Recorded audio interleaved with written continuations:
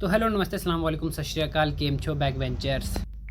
Hope सब कि आप सब ठीक होंगे। Welcome back to my channel the back venture में आप सबका बहुत बहुत स्वागत है। तो आज आप जैसे देख सकते हो कि हमने आज पर्टिकुलर किसी टॉपिक के बारे में नहीं पढ़ना है या फिर आज हम कोई चैप्टर नहीं पढ़ने वाले हैं क्योंकि 2-3 दिन का थोड़ा सा टाइम ब्रेक चल रहा है क्योंकि ओबियसली हमारे पेपर चल रहे हैं। सो काफ़ी हमारे जो फर्स्ट ईयर के हैं पेपर हो चुके हैं, 4 पेपर कंप्लीट हो चुके हैं और जैसे मेरे अच्छे गए हैं, आई होप कि आप सबके भी अच्छे गए हों। अगर आपने कंटिन्यूसली हमारे चैनल को फॉलो किया, हमारे वीडियो को देखा है, तो मुझे उम्मीद है कि जिस तरह से मैंने आपको सारा कुछ बताया हुआ है पैटर्न टू पैटर्न एंड जिस तरह से बिल्कुल शॉर्ट में मैंने आपको समझाया हुआ है, बिल्कुल अपनी जितना मुझे आता था उसके साथ उस हिसाब से आपके साथ डिस्कस किया। तो होप कि आप सबको कुछ ना कुछ समझ आया होगा और एग्ज़ाम में आपने ज़रूर मुझे याद किया होगा कि चलो हमने कुछ ना कुछ सीखा था जो मेरा सिखाया वो आपको काम आया हो। ओके, सो यही उम्मीद करूँगा। अगर नहीं भी आया होगा तो कोई नहीं, आगे कोशिश करूँगा कि आपको और समझ आ सके। ओके, सो ये अभी हमारे देखो इस वाले हम सीरीज़ को जो हमारे जैसे हम जानते हैं कि हमारे फर्स्ट ईयर में 8 सब्जेक्ट होते हैं, राइट। हमारे फर्स्ट सेमेस्टर में 4 सब्जेक्ट होते हैं, सेकंड सेमेस्टर में 4 सब्जेक्ट होते हैं। बट जो हमारा जो इग्नू का ये है, ये रेगुलर नहीं होते हैं। ये ऑब्वियसली आपको पता है कि हम इसमें रेगुलर स्कूल नहीं जाते हैं, ये घर पे बैठ के सेल्फ स्टडी करना होता है, ठीक है। सो इग्नू के बारे में बिल्कुल इंट्रोडक्शनरी वीडियो पूरी की पूरी इग्नू के बारे में, एडमिशन सिस्टम क्या होता है, स्टूडेंट जोन क्या होता है, डाउनलोड कैसे करते हैं क्वेश्चन पेपर्स वगैरह, कंटेंट, स्टूडेंट मटेरियल, वो सब कुछ इग्नू इंट्रोडक्शन सब कुछ मैं एक बार एक पर्टिकुलरली वीडियो बनाऊंगा आप सबके लिए जिसमें हम सारे इग्नू के बारे में सब कुछ जाएंगे। होप सब कि आप उसको देखोगे, बट अभी मैं ऐसा नॉर्मल आपको बता रहा था। ओके, सो हमारे जो 8 सब्जेक्ट हैं उसमें हमारे 4 होते हैं कंपलसरी और 4 होते हैं जिनको हम सिलेक्ट कर सकते हैं। Okay, right. सो अभी 4 में से 2 का पेपर हो चुका है जो कि कंपलसरी होते हैं, राइट। इंग्लिश 3 इंग्लिश के पेपर होते हैं और एक ईवीएस का पेपर होता है। 4 हो गए ये कंपलसरी और 4 जो 2 आपको सब्जेक्ट चुनने को 2 आपको सब्जेक्ट चुनने को मिलते हैं और उनकी एक बुक, एक सब्जेक्ट की 2 बुक होती है, राइट। जैसे मेरे 4 सब्जेक्ट जो है कंपलसरी कौन से हैं, 3 इंग्लिश हैं और एक ईवीएस, राइट। उसके बाद 4 हो गए और अब 4 सब्जेक्ट कौन से हैं, एक मैंने हिस्ट्री चुना है और एक पॉलिटिकल चुना है। मेरा 2 सब्जेक्ट है। अब एक हिस्ट्री की मुझे 2 बुक्स मिलेंगी, 2 ब्रांच मिलेगी, 0 to 300 and 300 to 900, right. So political की political theory and Indian politics, ठीक है। सो मतलब एक सब्जेक्ट चुनूंगे उसका अगले वाला आपको मिलता है उसके साथ ही। ओके, सो इस तरह से जो हमारे 8 सब्जेक्ट बनते हैं और उस 8 सब्जेक्ट में से 4 हमारे ओबियसली सिलेक्टिव होते हैं, 4 इलेक्टिव होते हैं। और अभी हमारे इंग्लिश के 2 पेपर हुए हैं और ये कंपलसरी होते हैं। और जो बीए कर रहा है रदर कि वो चाहे उसने आर्ट्स रखा है या कॉमर्स रखा है या कोई भी सब्जेक्ट रखा है, इंग्लिश कंपलसरी होती है। सो मैंने इसलिए इंग्लिश का सबसे पहली वीडियो लाया हूँ और इंग्लिश के 2 पेपर भी हो गए हुए हैं, इसलिए मैं इंग्लिश की वीडियो लाया हूँ ताकि कुछ सबके काम आ सकें, राइट। जिनका आर्ट्स नहीं है उनको भी कुछ पता लग सके। ओके, सो जो फर्स्ट ईयर के स्टूडेंट हैं, फर्स्ट बैच वाले हमारे बीए के स्टूडेंट हैं, सो उनके लिए ये वीडियो है। ओके, सो आज हम एग्जाम एनालिसिस करने वाले हैं, कंप्लीट एनालिसिस करेंगे कि क्या क्या होता है हमारे पेपर में, किस तरह से क्वेश्चन आते हैं, किस तरह से वगैरह वगैरह एग्जामिनेशन हॉल होता है, सब कुछ डिस्कस करेंगे। एक एग्जामिनेशन हॉल के अंदर भी बड़ी ज़्यादा कन्फ्यूजन हो जाती है जब हमारे सामने सबसे पहली बात है जब प्रेशर आ जाता है, इतने सारे बच्चे एक साथ हम किसी को जानते हैं, ये नोटिस बोर्ड किस तरह से पढ़ना है, क्या क्या लेके जाना है वगैरह वगैरह। तो ये सब कुछ आपको ज़्यादा अच्छे से वही बताएगा कि जिसने खुद एक्सपीरियंस किया हो, राइट। अब यूट्यूब पे लाखों वीडियो है पड़ी हुई हैं, एक नंबर ये लेके जाना है, ये करना है, वो करना है, बट जिसने खुद एक्सपीरियंस किया है उसको पता होगा अच्छे से। मैंने एक्सपीरियंस किया क्योंकि मैंने खुद पेपर दिए हैं इग्नू के अभी, ठीक है। हमारे अभी कंप्लीट स्टिल चल रहे हैं। ओके, सो ये था अब ओके, सो ये हमारे आज के कोड होने वाले हैं, आज के सब्जेक्ट होने वाले हैं। इन सब्जेक्ट को हम एनालाइज करेंगे। ये दोनों हैं, दोनों कौन कौन से बुक्स हैं, BEGLA 136 एंड BEGAE 182, ठीक है। BEGLA 136 English at work place और BEGAE 182 English and communication skills, ठीक है। सो ये दोनों इंग्लिश की बुक्स है, काफ़ी ज़्यादा अच्छी हैं और मैंने आपको बताया हुआ है कि सिलेबस के अलावा भी हमारे लाइफ में काफ़ी ज़्यादा मदद करती हैं डे टू डे लाइफ में। ओके, किस तरह से हमको वगैरह इंग्लिश में यूज़ करनी है अपने लाइफ में। ओके, सो ये था बेसिक इंट्रोडक्शन। सो अब पहले हम BEGLA 136 के बारे में डिस्कस कर लेते हैं कि कैसा इसका क्वेश्चन पेपर पैटर्न आता है। सो मैं आपको पहले बता दूँ कि प्रीवियस ईयर क्वेश्चन बेसिस पे मत जाना गाइज। प्रीवियस ईयर क्वेश्चन चलो अच्छे होते हैं बट मैं उसको पूरी तरह से उस पर डिपेंड होकर नहीं जा सकते आप, राइट। क्योंकि जब मैंने उसको लिया था तो मैं भी पूरी तरह से प्रीवियस ईयर क्वेश्चन पर डिपेंड होकर गया था, लेकिन उसके काफ़ी ज़्यादा निराशा नहीं बोल सकते बढ़ती थी। क्योंकि इसके अगर आपको बेसिक नॉलेज है ना, बेसिक नॉलेज है तो आपको, अगर आपको बेसिक नॉलेज है ना तो आपको इतनी ज़्यादा ज़रूरत नहीं पड़ेगी। बट अगर आपको उतनी ज़्यादा बेसिक नॉलेज नहीं है तो आप अपने से कंटेंट नहीं लिख पाते हो, तो आपको थोड़ी सी बड़ी प्रॉब्लम पड़ेगी। ओके, सो BEGLA 136 के एक मिनट आपको मैं इसकी शॉर्ट्स भी चला दूँगा, आप उसको जाके देख लेना। ओके, सो अभी ये देखो मेरे हैंड में पेपर है और 7 नंबर ऑफ पेज हैं, 7 प्रिंटेड है, ठीक है। BEGLA 136 और इसका टाइम पीरियड होता है 3 घंटे का, ठीक है। देखो जब आप एग्जामिनेशन हॉल में जाते हो तो आपके पास एग्जामिनेशन हॉल टिकट होता है, राइट। सो वो आपको ऑब्वियसली वेबसाइट से मिल जाएगा, मैं आपको बाद में बताऊँगा किस तरह से डाउनलोड करते हैं। सो उस पे लिखा होता है एंड में कि आपको कौन सा पेपर कितने टाइम का होने वाला है, बट उसमें एक्चुअली ये होता है कि सारे पेपर 3 घंटे के बताएंगे, लेकिन आपका रियलिटी में है क्वेश्चन पेपर पर लिखा होता है कि आपका क्वेश्चन पेपर कितने वाला होने वाला है। इंग्लिश की सबसे बड़ी प्रॉब्लम पता क्या है, ये देख सकते हो, इंग्लिश की सबसे बड़ी प्रॉब्लम है कि ये जो सभी क्वेश्चन होते हैं ना वो सारे के सारे कंपलसरी होते हैं, सारे के सारे कंपलसरी होते हैं, ऑल क्वेश्चन इज कंपलसरी। वो डिपेंड करता है कि कितने क्वेश्चन आएंगे, राइट। अभी इसमें आए हुए 8 क्वेश्चन आए हुए हैं BGLA 136 में, ठीक है। तो इसमें 8 क्वेश्चन आए हुए और 8 के 8 बिल्कुल बहुत ज़्यादा काफ़ी लेंथी पेपर होता है, ठीक है। सो ये है 3 घंटे का, बट जो BGA 182 है इंग्लिश कन्वर्सेशन वो है तो 2 घंटे का, ठीक है। सो क्वेश्चन पेपर पे जो लिखा होता है वो वैलिड टाइम होता है। ओके, सो ये तो मैंने आपको बता दिया क्वेश्चन टाइम की पेपर। उसके बाद मैक्सिमम जो नंबर होता है, ठीक है, दोनों के जो BEGLA 136 होता है ये होता है 100 नंबर का होता है, ठीक है। जिसमें कि बट इस वाले पेपर के आपको सबसे ज़्यादा फायदा पता क्या है, एक मिनट रुकना। BEGLA 136 जो है इंग्लिश एटवर्ड्स, ठीक है, उसका सबसे बड़ा फायदा क्या होता है, ये होता है 100 नंबर का, प्लस इसमें जो है फिल इन द ब्लैंक्स आती हैं, राइट, फिलअप्स आते हैं जो कि काफ़ी ज़्यादा अच्छे होते हैं। इसमें अगले 4 क्वेश्चन, रुको एक मिनट, आई थिंक 4 क्वेश्चन, 5, हाँ 5 क्वेश्चन आते हैं जो कि थ्योरेटिकल होते हैं, लिखने वाले होते हैं, बाकी इसमें ज़्यादा ब्लैंक्स ही होती हैं, ठीक है। सो वो पाँचों के पाँचों क्वेश्चन जो हैं वो 10-10, 20-20 नंबर में डिवाइड होता है, ओके। सो ये बात से नॉर्मल आपको बता दी क्या है। अच्छा, और ये बात बताता हूँ, इंग्लिश के जो सारे पेपर हैं वो सारे उसमें जो क्वेश्चंस होते हैं सारे कंपलसरी होते हैं, राइट। लेकिन जब हम बात करें दूसरों की तो उसमें 8 क्वेश्चन आते हैं, उसमें से आपको 5 करने होते हैं, ठीक है। ओके, सो हमने देख लिया कि ये कंपलसरी होते हैं। उसके बाद मैक्सिमम नंबर में मैंने आपको बता दिया कि 100 नंबर के होते हैं। अच्छा, अब इसकी चलते हैं पैटर्न पे। सो पैटर्न की बात करें तो मैंने आपको पहले बता दिया, अगर आप प्रीवियस ईयर क्वेश्चन पे बेस पे जाओगे सो आपको इतना ज़्यादा हेल्पफुल नहीं मिलेगा, क्योंकि ये बात करें बैच 2023 की बात करूँ, इस टाइम जब हमने नवे पता आपके टाइम तक शायद क्या पता आप कब देख रहे हो वीडियो में, तो उसका नहीं बता रहिएगा, ठीक है। सो इस बार हमने बिल्कुल तरह से पैटर्न बदल दिया अपना, क्योंकि जब हम बात करें प्रीवियस ईयर क्वेश्चन की तो BGLA 136 इंग्लिश वर्थ प्लेस में हमको पहले जो फर्स्ट नंबर का क्वेश्चन को मिलता है वो होता है मैच द फॉलोइंग, ठीक है, मैच द फॉलोइंग। बट इस बार इसमें इन्होंने बिल्कुल भी मैच द फॉलोइंग नहीं दिया है, पूरी तरह से इन्होंने पैटर्न चेंज कर दिया है, ठीक है। सो इन्होंने स्टार्टिंग में ही सीधा फिलअप्स दे दिए हुए हैं, दैट इज ओके। उसमें one of the most appropriate word ढूंढना है, राइट। आपको जैसे स्टैटिक एंड प्रोग्रेसिव, ठीक है, माई करियर इज स्टैटिक और प्रोग्रेसिव, ठीक है। और जैसे it is advisable to take help from the consultant और या फिर ऑफिस, ठीक है। सो ये सारा कुछ फिल्म द ब्लैंक्स मैंने आपको अपने BGLA 136 जो प्लेलिस्ट है उसमें बिल्कुल अच्छी तरीके से सब कुछ पढ़ाया हुआ है। ऐसा कोई नहीं था एक्चुअली, देखा जाए तो हमारा ऐसा कोई क्वेश्चन नहीं था जो हमने डिस्कस नहीं किया हो अपने BGLA। अगर आपने उसमें देखा होगा तो मेरे को, क्योंकि मतलब सारे वहीं से उठाए, क्योंकि मैंने आपको पहले बताया कि हम कहाँ से पढ़ रहे थे, हम हेल्प बुक से पढ़ रहे थे। अगर आपको मेरी वीडियोज़ नहीं भी देखनी, चलो कोई बात नहीं देखो, आप मेरी वीडियोज़ आपकी मर्जी है। सो मैं आपको ये रिमाइंड करूँगा कि आप हेल्प बुक ज़रूर ले लें इसकी, जो कि आपके लिए काफ़ी ज़्यादा फ़ायदेमंद होगी। इग्नो की हेल्प बुक galibaba.com आती हैं, अगर आप पर्टिकुलर जम्मू की बात करो तो यहाँ से जिग्मा बुक सेंटर से मिलती हैं, या फिर आप नीरज बुक्स भी ले सकते हो, ओके। बट मैं galibaba.com ज़्यादा प्रेफर करता हूँ, ठीक है। सो BGLA 136 के लिए आपको एक ज़रूर हेल्प बुक लेनी है, क्योंकि बुक से जो आपको जो इग्नो वाले टेक्स्ट बुक भेजेंगे, अगर आप बिल्कुल नवे हो, वैसे फर्स्ट ईयर तो नवे ही होंगे, सो उसमें थोड़ी ज़्यादा काफ़ी ज़्यादा कॉम्प्लेक्स सिस्टम हो जाता है, बिल्कुल समझ नहीं आता है, मतलब बहुत ज़्यादा वो। लेकिन अगर आप हेल्प बुक लोगे तो काफ़ी ज़्यादा आसानी होती है, उसके कंपेरिजन आपको एक पैटर्न मिलता है, ठीक है। सो बात करें इसकी तो पहले 3 क्वेश्चन हैं। फर्स्ट क्वेश्चन आपको मिलेगा, इसमें हमको दिया मैच फर्स्ट क्वेश्चन में हमको क्या मिला है, फिल इन द ब्लैंक्स, ठीक है। सेकंड क्वेश्चन में हमको मिलता है सेंटेंस बनाना, ठीक है, वर्ड्स पे सेंटेंस बनाई जाएंगे आपको। मतलब मुझे आया था जैसे कन्वे हो गया, ठीक है, that radio is use to transmit message, sorry, like in short movie the music convey the emotions of characters to the audience, right. उसके बाद ट्रांसमिट आया था जैसे वर्ड, उसके बाद radio is use to transmit the message. So इस तरह से वर्ड्स आएंगे, आपको उन पर सेंटेंसेस बनाने हैं। ज़रूरी नहीं है कि आप बुक से लिखो, ज़रूरी नहीं है, ऑन द स्पॉट पे आपके जो माइंड में आएगा वही लिखना है। अच्छा सॉरी, माइंड से याद आया अभी मुझे बात, एक तो काफ़ी ज़्यादा स्टूडेंट्स की ये धारणाएं होती हैं कि आप इग्नो में कुछ भी आके लिख सकते हो, जो कि मैं बिल्कुल ज़्यादा इस बात को नहीं मानता हूँ, ओके। हाँ, बट एग्जाम्पशन एक्सेप्शन ये है कि आप कुछ भी लिख सकते हो, but related to that question.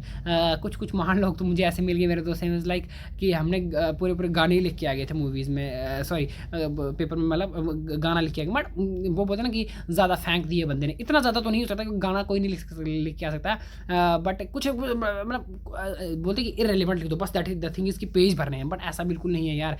अगर इग्नो भी अपने पेपर जो है आजकल बहुत ज़्यादा स्ट्रिक्टनेस से चेक करता है, आप बीए पढ़ रहे हो तो उसको उस लेवल का कंटेंट भी चाहिए। वो इग्नो वाले सबसे बड़ी बात है कि लंबा कंटेंट क्यों मांग रहे हैं, ज़्यादा एक क्वेश्चन आपको 500 वर्ड का लिखना पड़ता है जिसमें। अच्छा, बात करो जब आप इंग्लिश की, तो सॉरी मैं टॉपिक से बदल जाता हूँ। इंग्लिश की बात करो तो आप इसमें वर्ड लिमिट नहीं होती है। अच्छा, एक और बात बताता हूँ कि जो सिलेक्टिव होते हैं और जो इलेक्टिव सब्जेक्ट होते हैं, ठीक है, जो कंपलसरी सब्जेक्ट होते हैं, जैसे इंग्लिश की बात करूँ तो इसमें आपको वर्ड लिमिट कोई नहीं होती है, राइट। इसमें सिर्फ आपको आंसर लिखने जितना आपको आता है। बट अगर जब आप बात करो दूसरे सब्जेक्ट की जो आपने चुने हुए हों, जो आपने इलेक्ट किए हुए हों, जैसे अब मैंने हिस्ट्री रखी है, पॉलिटी रखी है, सो उसमें मुझे जब मेरा उनका पेपर होगा, सो उसमें ऐसे 8 क्वेश्चन में से मुझे 5 क्वेश्चन करना पड़ेगा, और पर क्वेश्चन में जो मेरे लॉन्ग आंसर में आएंगे उनमें मुझे 500 वर्ड्स लिखने पड़ेंगे, ठीक है। सो ये सिस्टम होता है। जो हम जिसको हम इलेक्ट करते हैं उसमें हमको वर्ड लिमिट आती है 500 वर्ड्स टू 400 वर्ड्स, बट जो हम कंपलसरी होती है उसमें हमको कोई वर्ड लिमिट नहीं होती। इसलिए इधर इस पर लिखा हुआ है ऑल क्वेश्चन आर कंपलसरी। हर एक क्वेश्चन कंपलसरी है करना, बट वर्ड लिमिट कोई नहीं, आप जितना लिख सकते हो लिखो, या फिर जितना कम लिख सकते हो लिखो, बस आप उनको।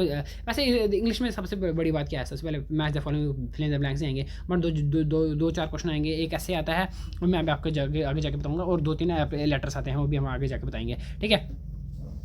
सो चेंज की बात करो अगर आई, तो चेंज मुझे लगता है सिर्फ फिल इन द ब्लैंक्स में वगैरह में ही आ सकती है, बट वो भी कहीं ना कहीं बड़ी ज़्यादा रिपीटेड होते हैं ना। अब जब सेंटेंस की बात की तो जो कन्वे था, ट्रांसमिट था, सो ये सारे जो मैंने आपको जैसे बताया, हमने डिस्कस किया था पहले, उसमें सेम उसमें से आए थे जैसे जो हमने पढ़ा, 3-4 वर्ड सामने वहीं से आ गए थे, ठीक है।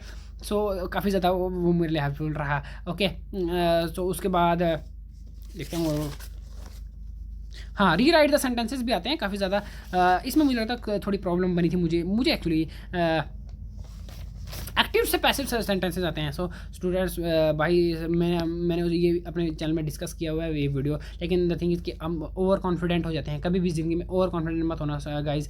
आप पेपर देने से पहले, राइट, मुझे आ जाता है, मैं नहीं ऑन द स्पॉट कर लेंगे, ऐसा बिल्कुल नहीं होता, राइट। जैसे आप ये सोचोगे ना, सो उस टाइम आप जाके पछताओगे कि शायद और पढ़ लेता।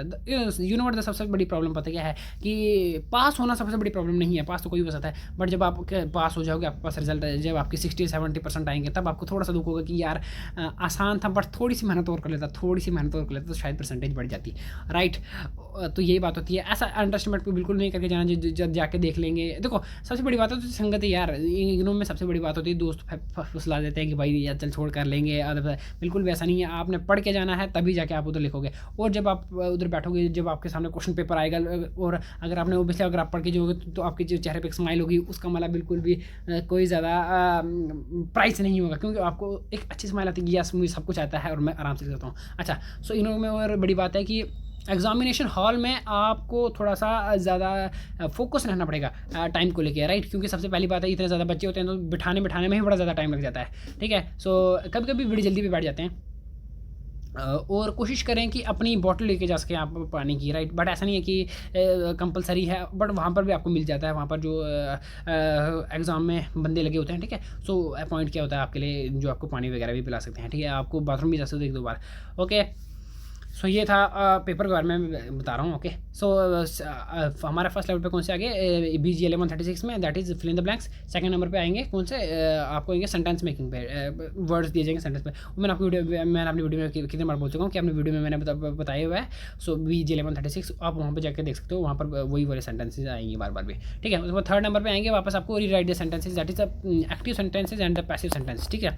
एक्टिव से आपको पैसिव में बनाना है, पैसिव एक्टिव में बनाना है। मैंने आपको पहले बताया हुआ, बिल्कुल बहुत अच्छे से पैटर्न है, इसमें कोई मुश्किल नहीं है इस पैटर्न में। देखो, जो अभी आपको एक सेंटेंस दिया हुआ है, जो सब्जेक्ट है, जैसे सब्जेक्ट, वर्ब, ऑब्जेक्ट, ठीक है। तो जब इसको दूसरे सेंटेंस में कन्वर्ट करना तो इसमें क्या, जो सब्जेक्ट है वो ऑब्जेक्ट बन जाएगा, जो वर्ब रहेगी, और जो ऑब्जेक्ट है वो सब्जेक्ट बन जाएगा, बस गेम खत्म। इसमें कोई मुश्किल बात नहीं। एक minute okay. So active passive का यही है, इतनी ज़्यादा कोई मुश्किल है नहीं, बट आपको सिर्फ देखेंगे इसकी ऑब्वियसली प्रैक्टिस है ना, बोलते प्रैक्टिस मेक्स मैन परफेक्ट। सो ये वही वाली बात है। मेरे टाइम में थोड़े से अलग आए थे, बट ऐसा नहीं कि जो पूरी बुक से जो इस वीडियो में हमने डिस्कस किए थे वो बिल्कुल नहीं थे, बट जो हमारे वेब में मैंने आपके साथ जो डिस्कस किया वीडियो में, राइट, उसमें से 2-3 ही आए, इसमें से एक्चुअली 5 आते हैं, ठीक है, 5 के 5 कंपलसरी होते हैं करने। उसके बाद उसका पार्ट भी आता है fill in the blanks with, हाँ गाइस, तो प्लीज़ जेरेंट्स ज़रूर पढ़ के जाना यार, ये मैंने बिल्कुल अंडर एस्टिमेट किया था। लास्ट मौके पे मैं सोचा था इसको पढ़ के जाऊँ, लेकिन मैंने सोचा चलो छोड़ो तो मैंने बिल्कुल नहीं पढ़ते, लेकिन वो पेपर में आ गया उस टाइम, फिर मैंने सिर्फ जो मुंह में ऐसे ले लिया, पेपर खाली नहीं छोड़ना पड़ता थिंक इसकी, पेपर खाली नहीं छोड़ना, फिर तो क्या तुक्का ही लग जाए चलो 1 नंबर का। सो यस, ये मैं बोल सकता हूँ कि 1 नंबर का जो मैंने तुक्का लगाया था जेरेंट्स में, ओके। एंड बस फिल इन द ब्लैंक्स इसमें भी ज़्यादा आई हुई है, आपसे ज़्यादा वर्ब पूछेंगे, ओके, या फिर वर्ब्स पूछेंगे, या फिर आपको आर्टिकल भी पूछ रहे थे थोड़ा सा, बट द थिंग इसकी बिल्कुल भी मुश्किल नहीं होते हैं, बहुत ज़्यादा आसान होते हैं, ठीक है। उसके बाद हाँ, फोर्थ नंबर पे ज़्यादा अब यहाँ से ज़्यादा मेन बात चलती है, ठीक है। 4th नंबर का क्वेश्चन आएगा, वो आएगा 20 नंबर का, आपको सीधा 20 नंबर का क्वेश्चन आएगा, ओके। वर्ड लिमिट है 150, ठीक है। एक क्वेश्चन आपको 150 तक लेना है। 150 ऑब्वियसली अगर आप बीए पढ़ रहे हो तो कोई बड़ी बात नहीं है आप सबके लिए, राइट। अच्छा, सो हमको किस पे आया था, कैरेक्टरिस्टिक ऑफ वर्क एथिक, ये वाला क्वेश्चन बिल्कुल सही बोला, आउट ऑफ सिलेबस। मतलब अभी हमने जो अपने डिस्कस किया है चैप्टर ऊपर, जो हमने अपने प्ले लिस्ट बनाई हुई है, आप जाके प्ले लिस्ट में देखते हो BGL 136, उसमें हमने क्वेश्चन नहीं किया हुआ वर्क एथिक्स का। सो अभी आपको इस बात की परेशानी नहीं पड़ी, आपको आने वाले टाइम में क्वेश्चन ना मुश्किल डाले, इसलिए मैं अभी आपको थोड़ी दिनों में ये वाला क्वेश्चन भी करवा दूंगा, ओके। उसके बाद stages of presentation I think किया हुआ है, मैंने ये वाला क्वेश्चन किया था हमने, स्टेजेस ऑफ प्रेजेंटेशन, ठीक है। सो ये 2 क्वेश्चन आए थे। कौन कौन से क्वेश्चन आए थे हमको, नोट मेकिंग था, ठीक है। इसमें right short notes on the following, ये सामने इस पर नोट्स एक नोट लिखना था 150 वर्ड में। कौन कौन सा था, characteristic of work I think, and second is stages of presentation, ठीक है। सो ये काफ़ी ज़्यादा आसान था स्टेजेस ऑफ प्रेजेंटेशन। अगर आप बात करो या तो या दूसरे सब्जेक्ट से भी आ जाता है, जब आप बात करो ना BGA 182 English and communication skills, जिसमें वो वाली तो ये वहाँ से भी, ये वहाँ पर भी पढ़ाया हुआ है। सो ये काफ़ी ज़्यादा हेल्पफुल रहा, क्योंकि दूसरे बुक का ही मैंने सारा यहाँ पर डाल दिया था। बट द थिंग इज कुछ किसी और बुक का कैसे डाला, क्योंकि मुझे इसका रिलेटेड था, ठीक है। ऐसा नहीं कि कुछ भी लिख के आना, रिलेटेड लिख के आना, एक बात याद रखना आप। उसके बाद 5th नंबर पे आता है resume, question number 5 that is resume, like sorry CV, resume नहीं, CV। सो ऑब्वियसली हमने अपनी अगेन वापस मैं बोल रहा हूँ कि हमने BGL 136 जो भी प्ले लिस्ट है, उसमें हमने जाके बहुत अच्छे से CV लिखना सीखा हुआ, कि किस तरह से हम CV लिखते हैं, किस तरह से स्टार्टिंग होती है, किस तरह से उसकी इवन कि हमने डेफिनेशन भी डिस्कस की है। देखो हर एक चीज़ की सबसे पहले बड़ी बात है कि बैकग्राउंड आपको पता होना चाहिए, उसका बेसिक्स पता होना चाहिए। सो हमने बिल्कुल हर एक चीज़ पहले उसकी डेफिनेशन देखी है, फिर उसका पैटर्न देखा है, फिर उसकी बॉडी बताई है, ओके। उसके बाद फिर एग्जाम्पल भी हमने बहुत अच्छे से समझी है वो अपने। तो CV लिखना होता है, उसमें देखो CV में कुछ नहीं होता, सबसे पहले अपने नाम के बारे में, अपना या CV का मतलब आपके इंट्रोडक्शन होती है नॉर्मल कि आपके बारे में, अपने बारे में बताओ, ठीक है। सो CV द थिंग इज़ कि यहाँ पर एक क्वेश्चन ने जो हमको अचंभित किया, राइट, जो आया नहीं पेपर में, वो था पोर्टफोलियो, राइट। पोर्टफोलियो तो और वैसे भी तो थोड़े सेम ही होते हैं, बट हम अगर आप प्रीवियस क्वेश्चन चेक करोगे यूट्यूब पे तो काफ़ी ज़्यादा क्वेश्चन आए हुए, right A note on the importance of portfolio, वो भी हमने क्वेश्चन अच्छे से डिस्कस किया था, बट इस बार नहीं आया वो। इस बार उसकी जगह पे ये इन्होंने अपना पैटर्न चेंज किया, बच्चों को अचंभित किया। मेरा एक क्वेश्चन छूट गया, that is characteristic of work ethics, क्योंकि ये भी एक क्वेश्चन मैंने सीरियसली बात बताऊँ कि मैंने बिल्कुल नहीं पढ़ के गया था और मुझे नहीं पता इसके बारे में क्या रिलेटेड लिखना है, और ऐसा नहीं कि कुछ भी लिख के आ जाओ। अगर कुछ भी लिख के आ जाओ और एग्जामिनर अगर सीरियसली पढ़ लिया तो फिर वो भी आपके एग्जामिनेशन सीट पे कुछ भी लिख देगा। सो बिल्कुल भी ऐसा नहीं करना है, कुछ भी नहीं लिखना है, इस वर्ड को आपने डिक्शनरी से हटा दो और रिलेटेड लिखना है। मुझे स्टडीज ऑफ प्रेजेंटेशन मुझे थोड़ी और पता था इसके बारे में, कंसेप्ट के बारे में, सो मैंने ये ज़रूर लिखा, इसके बारे में लिखा, ठीक है। ओके, सो हमने बात कर लिया, CV की बात करी, तो मैंने आपको बता दिया कि CV में अपने बारे में लिखना था, कि अपने नेम, अपनी हॉबी, अपने एजुकेशन क्वालिफिकेशन, और अगर और अच्छे से जानना चाहते हो CV कैसे लिखते हैं तो हमारे जाके जाओ प्लेलिस्ट में BGL 136 और वहाँ जाके बैठो, सीखो। क्या देख रहे हो यार, कसम से आप जाके देख लो, ओके। सो क्वेश्चन नंबर 6 की बात करें तो जॉब एप्लीकेशन के लिए एक लेटर लिखना है आपको। ये भी हमने बहुत अच्छे से क्वेश्चन नंबर आई थिंक पहला chapter first question number 17th या 16th क्वेश्चन है ये, वहाँ से आया था और मुझे बहुत अच्छे तरीके से ये क्वेश्चन आ जाता था, इसलिए मैंने अच्छे से कर दिया। आई होप कि मेरा अच्छे ही नंबर आएंगे इस क्वेश्चन। 10 नंबर का क्वेश्चन आता है ये भी, ठीक है। सो 10 नंबर में से आई होप कि आपके पूरे जाएँ, ओके। देखो बेसिक बात सबसे बड़ी क्या, अगर आपको आता है उस सब्जेक्ट उस टॉपिक किसी भी क्वेश्चन के रिलेटेड तो लिख देना। अगर बिल्कुल नहीं आता, पता ही नहीं है, तो उस क्वेश्चन को ज़रूर बिल्कुल मत लिखना यार। कि मैं पहले बार बार कितनी बार बोल चुका हूँ कि बड़े ज़्यादा मैंने और बड़े बड़े नॉट सिर्फ मेरे दोस्त, मैंने अपने कितने इग्नोर में जब हम एग्जामिनेशन में पढ़ते थे तो किसी ना किसी से बात होती रहती है। तो जब उनसे बात करता हूँ, मैं उनसे व्यू लेता हूँ, तो ही वाज मतलब सभी बोलते हैं कि भाई कुछ भी लिख लेना, बस पेपर ही शीट भरनी है। ऐसा बिल्कुल नहीं होता यार, बिल्कुल शीटें नहीं भरनी होती हैं। ऐसा होता तो फिर तो मतलब भाई बच्चा इग्नोर से वो कर लेता है, राइट। उसके बाद 7वां क्वेश्चन आता है इंटरव्यू। अगर आप मतलब इंटरव्यू अगर आपका लिया जा रहा है, या अगर आप इंटरव्यू दे रहे हो, तो आपको क्या लगता है कि आपसे कौन से 10 क्वेश्चन पूछे जाएंगे ऐसे, और उनके जवाब क्या होंगे। ठीक है, ये वाला क्वेश्चन भी बिल्कुल मुझे नहीं आता था, बट ऑन द स्पॉट पे अपना माइंड लगाना है आपको। और मतलब ये देखो, इसमें सबसे बड़ी बात क्या है, इसमें आप क्वेश्चन वाले ने आप ही छूट दी हुई है क्या, कि आप अगर इंटरव्यू देने जा रहे हो बिजनेस डेवलपमेंट का, सो कोई आप को क्या लगता है कि आपसे कौन से 10 क्वेश्चन पूछे जाएंगे और आपके आंसर क्या होंगे। सो मतलब क्या है, क्वेश्चंस भी जो होंगे वो आपके होंगे, सो आंसर्स भी हैं वो आपके ही होंगे। सो इसमें आपने ये सेट करना है जो ऑन द स्पॉट आपके माइंड में क्वेश्चन है। मतलब क्वेश्चन को समझो। क्वेश्चन नंबर 7 ये बोल रहा है कि आप एक इंटरव्यू में जा रहे हो, ठीक है। उस इंटरव्यू में आपको क्या लगता है कि आपसे कौन से 10 क्वेश्चन पूछे जाएंगे और आप उन 10 क्वेश्चनों का क्या आंसर दोगे। सो क्वेश्चन भी मैंने ही सेट करना है, आंसर भी मैंने ही देना है, राइट। सबसे पहले ऑब्वियसली बात की सही इंट्रोडक्शन से ही होती है कि गिव मी योर इंट्रोडक्शन सब, by my name is this and I passed off and I my basic schooling is from दे मतलब अब अपनी डिटेल्स वहाँ पर लिख देना, मेरा नहीं लिख देना, ओके। उसके बाद मैंने इस चीज़ में डिग्री ली है। उसके बाद वो आप नेक्स्ट क्वेश्चन अपने बारे में ये लिखोगे कि आपका एम्बिशन क्या है, भाई मैं बड़े होकर ये करना चाहता हूँ, मेरे ये गोल्स हैं, मैं ये कंपनी सेट में करना चाहता हूँ, आपकी हॉबीज़ क्या हैं वगैरह वगैरह। बस 10 क्वेश्चन आपने पूरे करने हैं। अभी मैं आपको यहाँ पर 10 क्वेश्चन तो बता नहीं सकता, ओके। सो अब वो जाके आपको वीडियो में देखनी पड़ेगी क्योंकि ज़्यादा लंबा टाइम हो जाएगा, ओके। सो ये हो गया 7 क्वेश्चन। अब 8वां क्वेश्चन जो था वो काफ़ी ज़्यादा अच्छा था, और मतलब इसमें आपको प्रेजेंटेशन देनी थी, बट ऑन द स्पॉट पे अगर मैंने आपको बोला ना, अगर कुछ बिल्कुल फॉर्मेट में नहीं लिखना। बस सबसे बड़ी बात यह है कि अगर आपको फॉर्मेट नहीं आए पूरा क्या लगा था, उसकी ज़रूरत नहीं है आपको, बस उसके रिलेटेड कुछ लिख देना है, ठीक है। सो हमको मुझे एक क्वेश्चन आया था, creation of gender evasion at the work place. So मैंने यहाँ पर दिमाग लगा के जो पॉलिटिकल साइंस जो हमने पढ़ा था उसमें जेंडर नाम का चैप्टर है, जिसमें जेंडर रिलेटेड बड़ी ज़्यादा डिस्क्रिमिनेशन हुई थी, या फिर जेंडर रिलेटेड बड़ी ज़्यादा मूवमेंट हुई थी। जेंडर माइंड स्ट्रीमिंग बोलते हैं, ठीक है, कि वर्क प्लेस पर जेंडर के रिलेटेड क्या क्या डिस्क्रिमिनेशन है। तो मैंने सबसे ज़्यादा काफ़ी ज़्यादा पैट्रियार्की को क्रिटिसाइज़ किया था थोड़ा सा आपने स्टार्टिंग में ही। उसके बाद फिर वुमेन एम्पावरमेंट के बारे में बात की। उसके बाद सिर्फ वुमेन के बारे में ही, मेल्स को और LGBTQ को भी ऊपर लाना चाहिए। और उसके बाद लास्ट में कंक्लूजन दिया कि हमको ये करना चाहिए। तो काफ़ी अच्छा ज़्यादा इंप्रेशन पड़ा। मैंने आपको बताया था कि ऐसे किस तरह से लिखते हैं, वो भी मैंने आपको बताया था, कुछ नहीं छोड़ा हुआ है मैंने इंग्लिश में। तो ये देखो, ये होती है प्रेजेंस ऑफ माइंड। मैंने इंग्लिश के चैप्टर में पॉलिटिकल का वर्ड डाल दिया, ठीक है, क्वेश्चन। सो मुझे ज़्यादा थोड़ी सी हंसी आई थी, बट चलो ठीक है, कोई ना। सो ऐसा गया था हमारा पेपर BGLA 136 का। स्टार्टिंग की जब आप बात करो ना, तो आपको थोड़ा सा, जब मेरा बिल्कुल नवा सेमेस्टर स्टार्ट होता है, मुझे डर लग गया था भाई। मुझे ज़्यादा हेजिटेशन होने लगती है कि भाई मेरा किस तरह से पास होगा, क्योंकि बड़ा ज़्यादा मुश्किल होता है यार ये।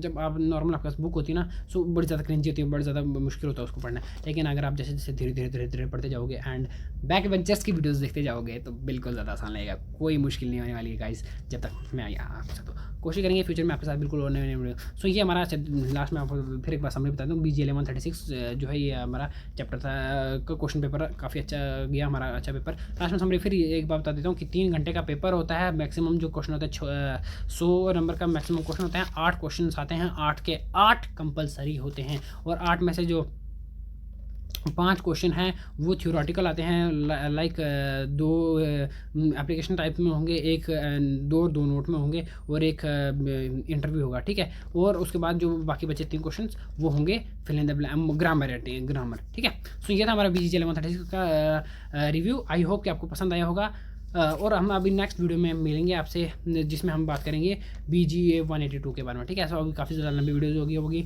आई होप कि आपने कुछ ना कुछ इस तरह वीडियो से नया सीखा होगा, और आप BGLA 136 का जो आपका पेपर होगा वो अच्छे से जाए, और आप इन सभी टिप्स को याद रखें। दैट इज़ बस सबसे पहली बात है कि ज़्यादा डिप्रेशन नहीं लेना। और एक मैंने बात देखी है कि बच्चे एग्जामिनेशन हॉल में ही बुक लेके जाते हैं एग्जामिनेशन सेंटर में, उधर आपको लेने की जरूरत नहीं आ रही। बताओ पूरे साल इसने पढ़ लो तो पढ़ लिया होता है, ऑन द स्पॉट पर लास्ट में कुछ नहीं पढ़ना होता। कुछ लोगों की ये सोच होती है कि मैं लास्ट में ये पढ़ लूँ तो शायद ये मेरा पेपर में आ जाएगा, तो फायदे होने वाला हो जाएगा। बिल्कुल ऐसा नहीं होता। तो मैं तो उस दिन पढ़ता ही नहीं हूँ। मेरी स्ट्रैटेजी मैं आपको एडवाइस देना चाहता हूँ, आगे आपकी मर्ज़ी है, जो करना कर सकते हो भाई साहब, आपकी अपनी लाइफ में मैं आपको इंटरफेयर नहीं करूँगा। बट द थिंग इज़, मुझे लगता नहीं कि लास्ट टाइम पे जो बच्चे एग्जामिनेशन हॉल से पहले 2 मिनट पहले भी बुक पढ़ रहे थे, वो कोई फ़ायदा है नहीं भाई। पिछले साल जिस साल में जितना पढ़ा था, अभी एक्सपेरिमेंट में तो कितना ही पढ़ लेगा, राइट। सो ये था BG1136। आई होप कि आपको ज़्यादा पसंद आई होगी, और आपके क्या क्या क्वेरीज़ हैं, आपके क्या क्या डाउट्स हैं, वो आप करिए कमेंट, और हम कोशिश करेंगे उनको सॉल्व करने की। Thank you and bye bye.